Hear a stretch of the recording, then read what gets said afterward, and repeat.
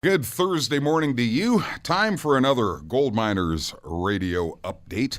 We've been talking to players all season long. We had head coach Ryan Wood in just before Christmas. This morning, another member of the staff, assistant coach Austin Cline, joins us in studio. Morning, Kleiner. How are you? Good morning, Ferg. How are you? I am doing well. Now that I've thawed out after 2 hours in this building, man, it's cold these days, eh? Sheesh. Yeah, it's a little bit chilly out here. You're a Chicago native. Yeah. Ever get anywhere near this cold in Chicago? No, I can't say it does, but I played a couple years of junior up north here in Canada, and a year in northern Minnesota, and so you've been been in some cold climates. Exactly, yeah. All right, so this is your second season with the GoldMiners. Let's find out a little bit about you. Chicago native. Yep. Of course, you grew up playing hockey in Chicago? Yep. Grew up playing minor hockey in Chicago. Played a couple years of junior. Ironically, you played for Coach Ryan Wood. Yeah. My last year junior, I played for Ryan Wood, so I actually billeted with him as well. Oh, is that right? Yeah, so so we kept in contact. After that season, we actually won that year. Okay. That I played for him. I kept in contact through him all throughout university, and he's one of my best friends for sure. Now, you mentioned university. Northern Michigan University in Marquette, Michigan is where you went. Correct, yeah. Kinesiology. Yeah, management of health and fitness with a strength and conditioning specification. Okay, so you came here a year ago as our strength and conditioning coach, Yep. and then you got your Hockey Canada certification. Now you're not just strength coach, but coach Yep. as well. Exactly. And you're behind the bench with Ryan as well. Let's talk about strength and conditioning. You came here a year ago, and that was your main focus. What kind of program do you put the kids on, and is it hockey specific or a general type of fitness thing that you do? Most of my guys, I just train them to be better athletes. I do some sport specific, being hockey, exercises with them, whether it's just regular range of motion, increasing their speed, their strength, just overall better athletes.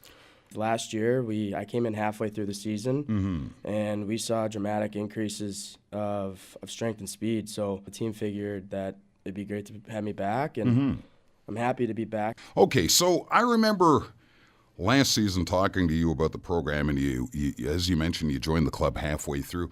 You didn't really have a chance to establish baselines with the kids. Correct. Yeah, that was a struggle for sure. And I remember you telling me, if I'm back next season, I promise you we will be the best conditioned team in the NOJHL. Are we on schedule for that? Yeah, I think so. I think you can definitely see it now with our team. Where I see it sometimes is in the third period of games. We seem to have a little more energy than our opponents a lot of nights. Exactly. And I mean, it helps that we're deep. We got 4 lines. We're basically rolling 4 lines just because we have the talent this year. And I think the extra work in the gym, it helps, but it definitely helps that we have the depth for sure.